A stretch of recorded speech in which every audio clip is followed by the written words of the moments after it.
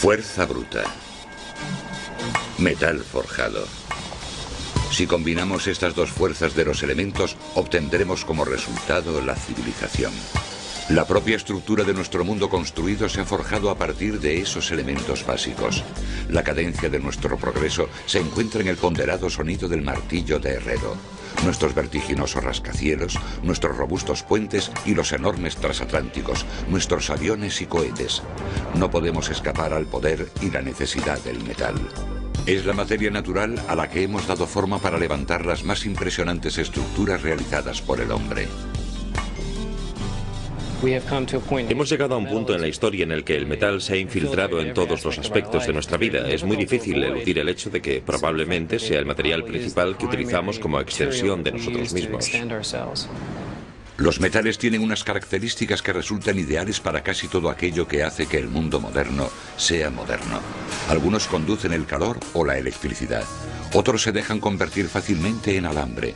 Algunos son resistentes a las resquebrajaduras y roturas. Muchos brillan o demuestran tener una fuerza impresionante al combinarse con otros elementos.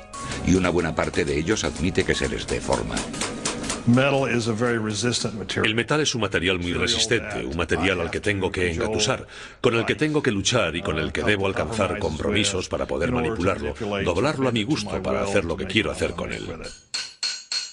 Los metales están en todas partes, no solo en aquello que obviamente está hecho de metal, como los pilares de acero y las latas de aluminio. El calcio de nuestros dientes y nuestros huesos y el silicio del cristal también son metales cuando se encuentran en estado puro. Los metales constituyen los 2/3 de todos los elementos conocidos. Un elemento está formado por protones, neutrones y electrones que constituyen un átomo que no puede ser reducido a otras sustancias. Todos los elementos están catalogados en la tabla periódica, que enumera cada elemento en una escala ascendente, basándose en su número atómico o número de protones y electrones que constituyen sus átomos. En la tabla periódica se agrupan en filas. La última columna de la tabla periódica alberga los elementos nobles que son muy estables. Es como si el resto de los elementos quisieran ser como ellos. Pueden conseguirlo renunciando a un electrón o a más de uno, perdiendo electrones. Nuestra definición de los metales dice que son elementos agrupados sobre todo en la zona inestable de la tabla periódica. Son capaces de renunciar a un electrón para establecer enlaces con otros elementos. La clave de los metales es precisamente esa capacidad de establecer enlaces con otros elementos y compuestos con el fin de formar sustancias llamadas aleaciones, con propiedades completamente nuevas y únicas. Por ejemplo, el hierro se convierte en óxido ferroso u orín cuando forma enlaces con el oxígeno del aire. Como el oxígeno está presente en el medio que nos rodea, la mayoría de los metales no se encuentran en su forma metálica, en su forma pura. Los encontramos en forma de óxido, se han enlazado con el oxígeno. Los metales forman aleaciones con muchos otros elementos además del oxígeno. De hecho, las aleaciones suelen exhibir propiedades que las convierten en algo más que la simple suma de sus partes elementales. Mucha gente habla del acero, pero existen muchos tipos. En el acero hay hierro, pero también muchas otras cosas. Y si cambiamos la composición, cambiaremos las propiedades. Para nuestros antepasados, definir un metal resultaba más sencillo. Sabían que las piedras brillantes que solían agruparse en zonas concretas o que a veces aparecían sobre la tierra solían ser más duras que los guijarros y que al golpearlas, en lugar de pulverizarse, se doblaban. Según los arqueólogos, a finales de la Edad de Piedra, hace más de 6.500 años, el primer metal manipulado por el hombre seguramente fue el cobre, ya que podía encontrarse en depósitos en cualquier lugar del mundo e incluso, a veces, aparecía fijado sin mucha fuerza en el suelo o en afloramientos.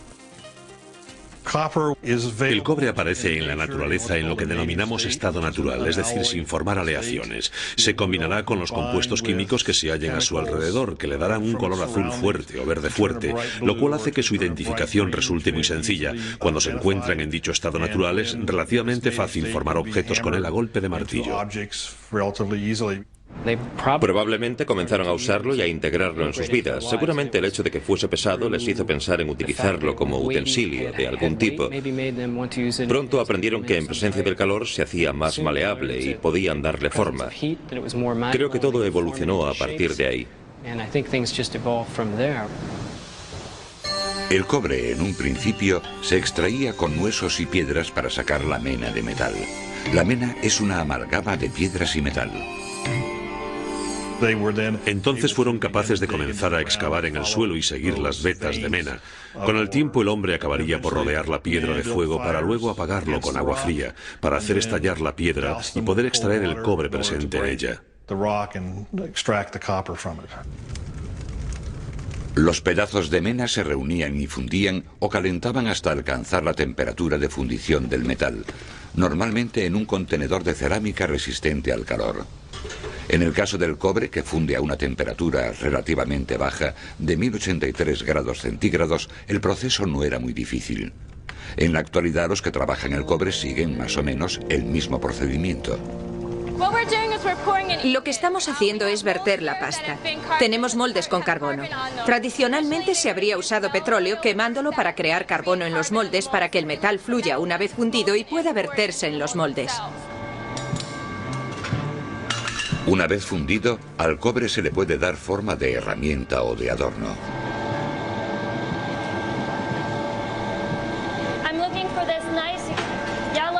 Cuando consigo este brillo amarillento, lo cepillo para asegurarme de que no queda óxido ni suciedad. Entonces lo traigo aquí para que ellos lo golpeen con la almadena.